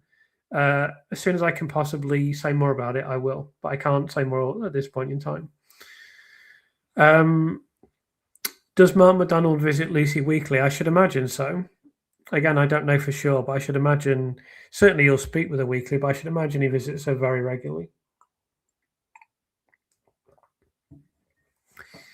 Do you know why organisations like the Council of Chester are allowed to get away with breaching GDPR regulations by not actioning subject access requests, providing medical notes to parents? I don't know, but I can tell you my opinion on it. It's because big organisations are completely out of control. They're unaccountable, and putting these poxy laws in place, they just don't give a shit. So, what can I say? What can I say about it? Other than that, not a lot. Do you know why organisations like the Council of Chester are allowed to get away with breaching? Oh, I just reading exactly something out again. Is there anyone you'd like to see in prison while Lucy's out who will be top? I'm sorry, I can't answer that question. Interesting question, but I can't answer that question. Well done, Chris, on the Daily Tea podcast. You handle some tricky questions really well. Thank you, Next Roma. I really appreciate that. You have leave to make bold jokes. I appreciate that. Hardly anyone's made. I thought trolls might bring this up, but I've only heard it once, and obviously I don't give a shit. So it's basically a waste of breath if you say that.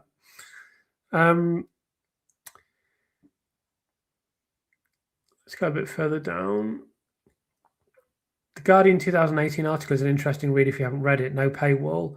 Posted this earlier, but it disappeared. Oh yeah, post it again. I probably will have read it, but yeah, please post it tomorrow. What I hate about Dr. Evans says the public who stick up for her is the only reason she's. Oh yeah, I mean what he said is just stupid. It doesn't merit even repetition, let alone consideration. Just juvenile. The idea of dedicated prosecution defense expert witnesses in a trial as complicated as this one seems absolutely ridiculous. Expert panel should be appointed by the court. Yeah, and vetted. I agree. That is something that has to come out of this. We have to deal with expert witness evidence better. It can't just be like a free-for-all, like a bidding war. Like it's almost like the auction in the Indian Premier League cricket, isn't it? Where they just let's see who can get the best players. It's ridiculous. It's completely unacceptable. So there's a question from Carl here. So this is Carl who I interviewed a while ago, who Lucy saved his daughter Jessica's life. So great to have you here, Carl. I'm currently writing about, by the way, follow him on Twitter. Same address, I think. Carl can put it in the chat if not, but I think it's at Gorilla Carl on Twitter X, whatever you call it nowadays. I'm currently writing about the security on the unit from first-hand experience.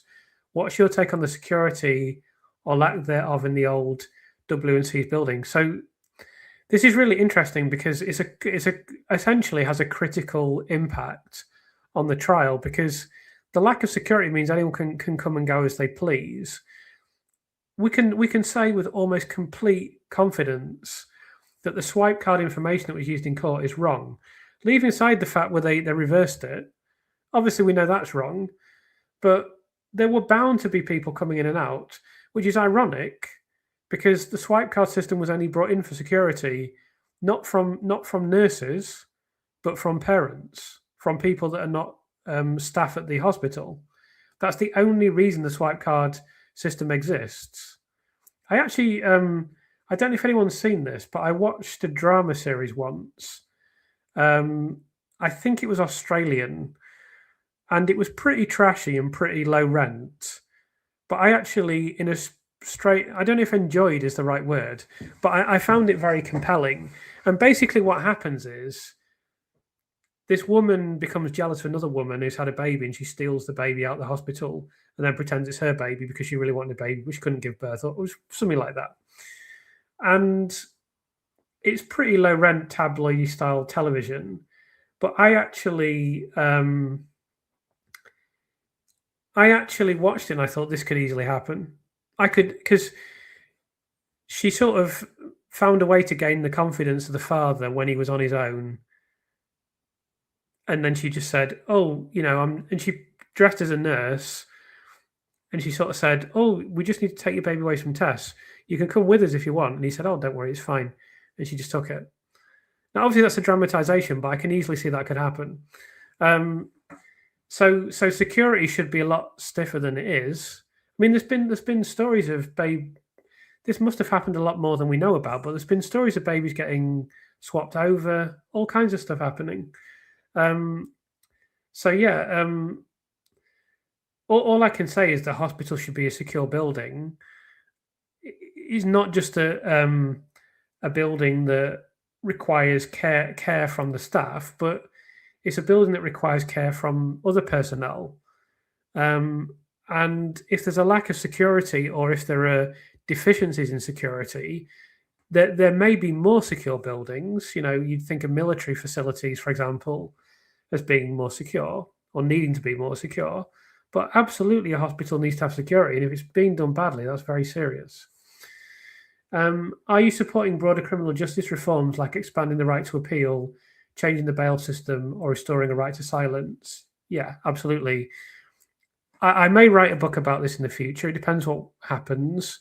But it's very clear that there needs to be reform, and major reform in the future. And we must fight for this once Lucy's exonerated. So I absolutely support that. I just finished writing to the script writers of the Post Office and Royal Scandal dramas, crossing my fingers they will contact you. Well, there will be a dramatization of this, no doubt. And I think I'm probably well connected enough now that I'll probably be involved, but we'll just have to wait and see. I think you're in the same class as Bob Woodward and Carl Bernstein, who helped bring down Nixon. You're going to help change British justice. Well, that's really kind of you. I really appreciate that. I don't compare myself to other people. I just do the best that I can. And I get a lot of kind remarks, and I don't let it go to my head, but they are appreciated. Would you take a look at my book? Sure, Karen. Just email me. Have you got my email? Or you could contact me on Facebook, because you message me on Facebook, don't you, as well? Let me just type my email in here. I can actually get into my email again now, which is handy. There we go. So it's in the chat. I've just typed it now. If anyone needs my email, but yeah, drop me an email. I've got a very busy schedule ahead of me, and I don't know what I'm doing with my writing going forward. But I'm just having a little bit of a small break. I'll still be doing YouTube. I really love doing YouTube. So even after Lucy's exonerated, as I mentioned, I'll definitely keep recording. I'll just have to think about how to transition the channel to new content. Obviously, in the immediate aftermath of exoneration of Lucy, it'll still be a massive story, and we'll keep dealing with it for as long as we can. But I think eventually we'll have to, move into new subject areas, and I'm not quite sure how I'll do that, but it'll be interesting. Have you seen the AI generated image of Lucy? No, I haven't actually. I'll have to take a look. But it actually, funnily enough, if I go on ChatGPT, which is the AI platform that I use for a few things, it really struggles to make images of Lucy because it just wants to. I don't know if it's because she's been convicted of these supposed crimes, but it it can't seem to create a good likeness of her. Or it can't seem to. If you put an image of Lucy that's a real image, it'll try to change it for some reason. I think why I specifically said don't do that. So it's very very annoying. But I've not seen any AI generated images. No, but I'll try and check out Ducking Stools video. I've seen some previous videos, of course. Hi, Chris. Your book is amazing, well written, thoroughly researched, and easy for all of us to read. I've requested my library to purchase a copy, just waiting for a reply from them. Thank you for your comments. I really appreciate them, and I hope you're successful with your library. By the way, if people are successful in getting the book stocked in libraries, please do email me and let me know because we would really appreciate that. Let's go a bit further down. The notion that maternity notes were irrelevant because CPS hadn't relied on them is absurd and insane. It's mental. It's completely mental. It's a stupid thing to say, frankly. Let's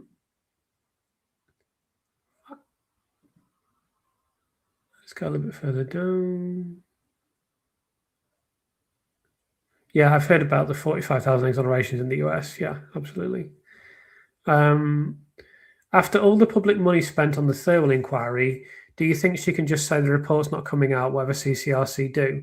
She won't put it as bluntly as that, Liam, but she'll say, due to the legal situation, which I couldn't possibly anticipate, it wouldn't be right for me to. She'll say stuff like that. Stray cats aren't always stray. You sometimes find cats have more than one owner who believes they. Yeah. You're not wrong. You're not wrong. Thirlwell's been really useful. I agree with the comment. I think it's not just a case that Lady Thirlwell's out of her depth. I think it's completely impossible to complete the inquiry and to write the reports guided by the terms of reference that exist. It's simply impossible. So that's why she's delaying, because she knows she can't complete. Because if she puts out a report that says, right, we need to refer cases to the police more quickly, that David Conn wrote in his article, it was extraordinary when I bumped into him in the street and I asked him about this. And he said, I could just see that was the way Thirlwell was going. He wrote about that in The Guardian. And I absolutely agree with David. I think they were going that way. And if there hadn't been all this intervention, the Thirlwell inquiry would have written a report which said, if there's a spike in deaths, the case needs to be referred to the police more quickly. Now, they cannot possibly put that report out now because that would get such a hammering. So they've just got no choice. They need to delay. Come on, CCRC, do your bit, right? It's out. Oh, well, we can't send our report out now. That is what will happen. That is absolutely what will happen, in my view. I like to think Tigger and Smudge are both still alive. Well, I don't think they are, unfortunately. It would be nice to think they are a cup of tea, but I don't think they are, sadly. I think they were rehoused completely as well. Anyway, don't quote me on that because I could be wrong. I could be wrong, but bear in mind, this is 8 years ago. I suppose it's possible because cats do live quite a long time, don't they? I thought they were completely rehoused, not with Lucy's parents. I thought they were rehoused elsewhere, but I may be wrong. Anyway, let's keep our fingers crossed because I realised that I was a bit flippant there, and I don't really know for sure. So let's be optimistic, even though I think it's doubtful Lucy will be reunited with them. Let's be honest, but hopefully it could happen. Yeah, talk about people losing their dogs. I mean, I'll be devastated when Keeks leaves me. I just, if I could change anything, if you gave me a wish tomorrow you've got one wish, it'd just be keep Keeks for the rest of my life. Forget about riches or anything like that. That wouldn't even come into it. It'd just be automatically give me the paper. I'll sign it now. I'll sign away my right to have any other wishes. Just because you might say wish for Lucy to be exonerated, but that's going to happen anyway. So I wouldn't wish for that. Just if you gave me one wish for something that can't happen, it'd just be just let me keep Keeks. Let me keep Keeks forever. And like let her just go out with me on my deathbed, because it's going to hurt when she goes. And that's the downside of dogs. It's just so unfair and it's painful, but we've just got to enjoy them while they're here and give them all the joy they deserve and make their lives happy. And Keeks is a very, very, very happy dog, and she loves every day of her life. She loves people, and she loves other animals, and she's completely fearless, and she's not scared of anything, and she's full of energy and passion, and that makes me really happy. And I just do the best I can with her while she's here, and hope she can live for as long as possible. That's a bit bleak, wasn't it? Scared of sheep. My dog was scared of sheep. Kiko's not scared of sheep. I have the audiobook on Audible, and it's really good. I listen on my commute to work. I'm enjoying listening to it. You've done a great job. My physical copy is going to the hospital bookshelf. Thank you, Alex. I'm really, really, that's wonderful, lovely to hear. And it's really good to get good feedback on Audible because it's my first time. I have a lot of faith in my ability to write a book, but I've not recorded before, obviously, and to get good feedback is very nice. Hi, Chris and Kiko. Keep almost missing the live streams. Was busy watching your interview with the Daily Tea. Well, I'm glad you enjoyed that. Thanks for being here, Claire. Really appreciate it. You are such a good speaker. Your voice on this case is powerful. This is addressed to Carl. I agree completely. Glad to have you here, Carl. And thank you for everything that you've done and everything you're doing. I just finished listening to Isabel Hardman's book, Fighting for Life, about the history of the NHS. It seemed to me to act as the perfect forerunner for your book, Chris, perhaps worth making contact. Let me make a note of that. That's an interesting suggestion. Isabel Hardman. I'm actually going to try and arrange some interviews soon. I've not had time, but I'm going to send out loads of emails and try and get as many as I can. So maybe I'll try Isabel Hardman. Let's go a bit further down.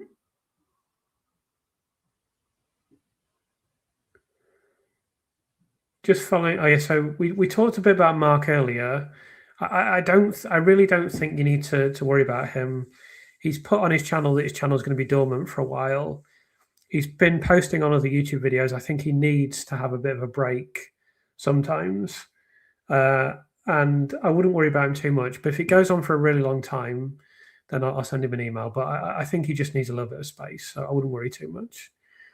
Are there any plans for media interviews, including radio and TV, coming up? Yes, there will be.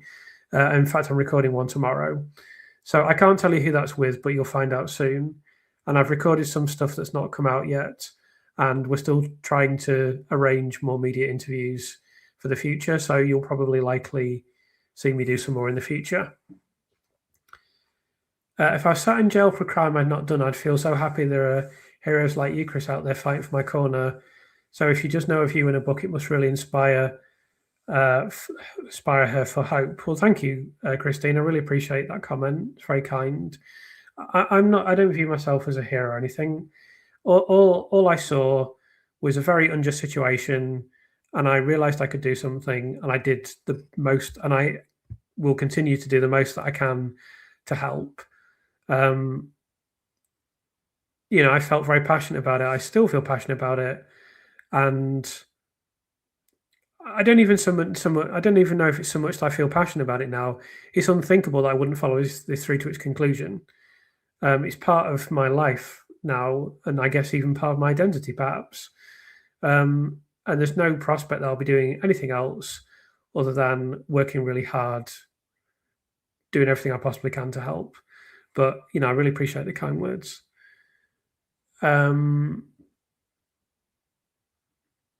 Upper lowercase doesn't matter for email, does it? No, it doesn't make any difference. Upper lowercase. I think I registered the email address was uppercase at the start of each word, but it shouldn't make any difference. It doesn't usually. I think if there is a dramatization, that Joran will indeed, Trevor, have a very different role from what he envisaged. It's really nice to hear. Someone mentioned here that West Sussex Library Service has ordered the book. So, yeah, if people can order it for libraries, and if you can let me know if your library does order it, it's really lovely to hear.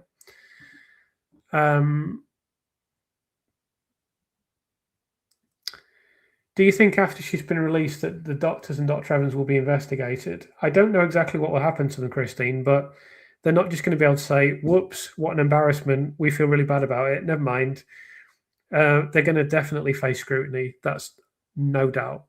Of course, I want this to be resolved while Dr. Evans is alive. Dr. Evans is of advancing years, and I want it to be sorted as soon as possible so that he has to face up to it. And I don't say that facetiously, and I don't say that maliciously. I just genuinely believe that he should face the consequences of his action.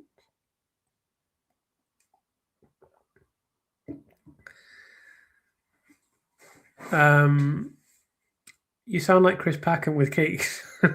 You've got to be strict with her. She's like, no, she's really strong, firstly. Secondly, she's absolutely fearless, confident alpha dog that just thinks she deserves whatever she wants all the time, constantly. I have to sometimes put my foot down and say, look, I mean, I try to do everything I possibly can for her. I mean, she's a spoilt dog. There's no doubt about that. But sometimes you've got to be strict. You can't like pussyfoot around with her because she's like, she'll start thinking she's the boss. She thinks she's the boss now, and she is the boss. So I've got to sometimes I've got to assert some form of authority. Yeah, I know how I feel, Angela. I mean, thank you for your comments on my interview. You said I was amazing. I really appreciate that. That's very gracious of you. When you lose a dog, I mean, I've not been through that yet. Kiko's my first dog. I know it's going to be immensely painful, and I know that I'll make a video about it for this channel. And I know I'll need a break afterwards. I would give anything to be able to keep her. Anything. You know, she means the world to me, and dogs are the greatest. But all you can do is your best with them while they're here, isn't it? All you can do is your best. I was a pet bereavement service. I think I'll definitely need that. I think I will definitely need that. Sorry to hear that. My Chihuahua has a form of doggy Crohn's. Oh, yeah, sorry to hear that. Keeks had a really serious liver infection a couple of years ago, and she's tough. I mean, she got through it. She had an operation, and she got through it. So, yeah, it's tough. Yeah, so there's a good comment here by Jeremy Truck Pusher. When you said that this project is now part of your identity, I thought of Christopher Hitchens saying that being a writer is not what you do, it is what you are. Yeah, and I would absolutely say that about myself. I mean, being a writer is who I am. Absolutely. And I wouldn't want to be a footballer or a rock star or like a big social media influencer or any other manner of glamorous or well remunerated jobs. I just want to write. I mean, I just love doing it. I love writing. I love researching. I love being a writer. I love the lifestyle of a writer. I love the life of a writer. I love being able to put a book out there and have people read it. And I love the fact that I've been able to make my living from writing books for some time. I mean, it's a real privilege because it's not easy to do. And the fact that I've been able to do it has involved a lot of hard work for myself, but also I'm very grateful for my life and my career. I'm a really lucky person. So I think the least I can do is give something back and work hard for Lucy and work hard for justice. But listen, you'll see another book from me in a couple of years. Or it depends on what happens. But there will be I'll write many more books in my life. So if you want to read more of my work, you'll get the opportunity to do it. And one of my fears actually is that I will be in palliative care, very ill, or I'll die suddenly and I won't have finished a book, and I'll be halfway through it and it won't be finished. Of course, what I'll do is I'll make sure it gets passed on to a writer to finish. But I hate to leave things unfinished, So I totally agree with the words of Christopher Hitchens, and it absolutely applies to me. He was a very good writer, of course. Hi, Chris. Big congrats on the book sales. The interview in the Daily Telegraph was great. Thank you, Connell. Really appreciate that. Love and boundaries, Chris. Love and boundaries. It applies to pets. Absolutely. They need some Keeks doesn't have. I must say, Keeks doesn't have a lot of boundaries, but there's some you have to impose, particularly when she's outside, of course. Can I ask people to like this live, please? And just remember, say if you can like the live, would be very much appreciated.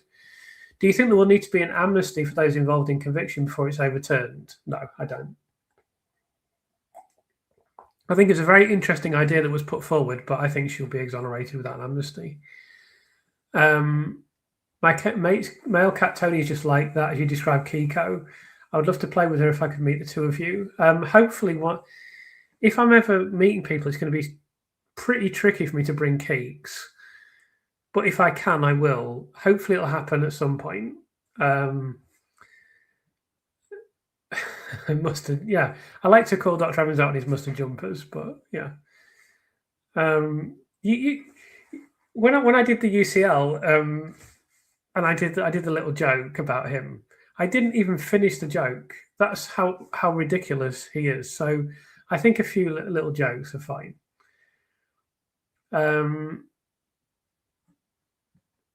Can we end on a cheery note? Yeah. I'm sorry about this. I'm sorry about talking about dogs, but you can't brush these things under the carpet. Sometimes you just have to, accept that that's part of life. Overall, dogs are a massive positive. I mean, I think I've grown as a person from having a dog, because you just meet so many people. You speak to so many people. It's definitely made me more extrovert. I still say I'm introverted overall, but it made me more outgoing, I think. Aside from the very obvious joy that you got for a dog, and it'd be the first thing I would say to anyone that's struggling psychologically, mentally with depression, anything like that. I would say, if you can, get a dog. That is the absolute best thing. Other animals are good as well, of course. Cats are great. I think dogs are particularly valuable because they simply demand that you look after them. You need to give them attention. They're not independent. They will give you love, but they will say, "Look, I want to go out. I want to go out now," and you just got to deal with it. And I do the best I possibly can.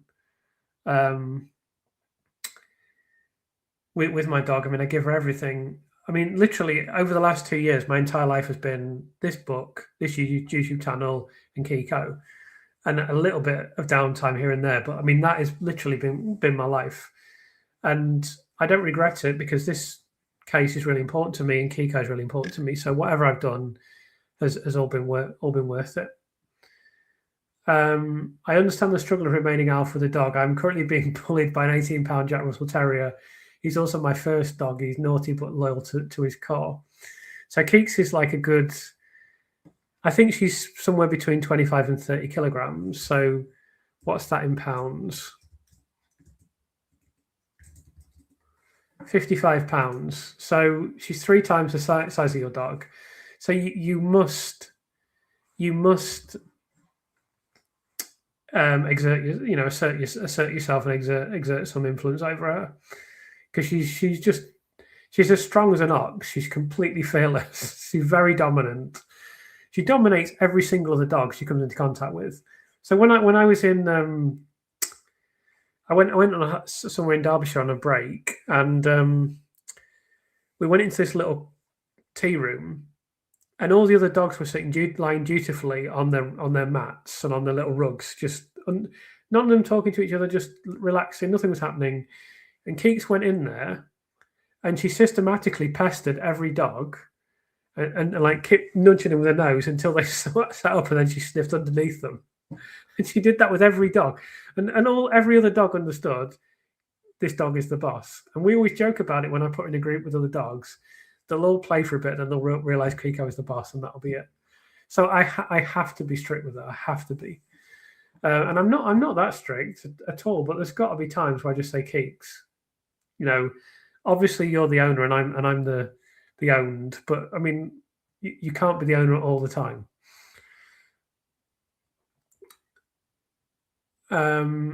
Yeah. So that question about David Davis, I felt I needed to handle it the right way. I didn't think it was right for me to speak on his behalf, so I tried to deal with it the right way. Listening to John Sweeney's Evans with interview with Dr. Evans was brilliant. It was certainly illuminating. Chris, you would love the plaque on the wall of my local hotel pub. It reads, "People tolerated, dogs are welcome." Yeah, I love anything like that. Dogs are the best. I'd love to come to your local pub. I'm sure it's great. Yeah. Dogs are the best. Let's be fair. Chris, we love you and Kiko. You come as a pair. You can't do a podcast without her. Absolutely not. Keeks and me do come as a couple. We do come as a pair, for sure. I think it was Mark Twain who said, "The more I learn about people, the more I like dogs." Yeah. Well, actually, I would have agreed with that. But doing this Lucy Letby stuff, I've met so many brilliant people, both virtually and in real life. And that has been a massive plus point in my life.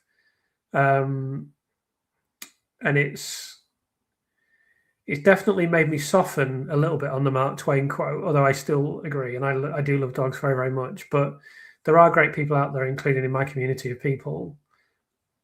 I love you all very much. And, I've met so many amazing people through doing my work. And that's been a massive positive. You've got to find some positives in something as horrible as this. And that has been a massive positive as well.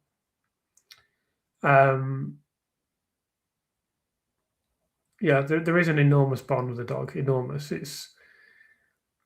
It really is quite profound. Quite profound. Makes me laugh they ban dogs on the beach, but what about foxes who? Yeah, so people always put these things up about dog poo, but foxes and cats poo all the time. No one does anything about. I just don't understand that. Presumably your dog knows Lucy's innocent. Well, Kiko's very intuitive, so she would know that. I think we're friends, Chris. I regard you as my friend, and I feel so proud of you. Thank you, Christine. I really appreciate that. It's really nice to have these relationships with people. So we are now at the bottom of the list. I've done 2 hours. I think I fulfilled my podcast duties. So thank you. All that remains is for me to say thank you very much for being here today. We'll do another one next Sunday. I'll do one of these every week now until the CCRC refers to the Court of Appeal. Is Kiko going to come? Right then, Keeks. Right then. Come on, let's bring you up, please. Come on then. There you are. There she is. Yeah, she's a big softie, isn't she? There's my baby. Are you hungry? Do you want a nice biscuit? Do you? Right, so I've got to take her downstairs now. So yeah, thanks so much for being here. We'll see you all again soon, and hope you enjoyed the live stream. And there'll be video coming tomorrow, and there'll be video coming Tuesday. Tomorrow, I'm doing like an update video. On Tuesday, it's a second part of the interview with Martin and Michelle on the BBC doc. Thank you all for being here. Speak to you all again soon.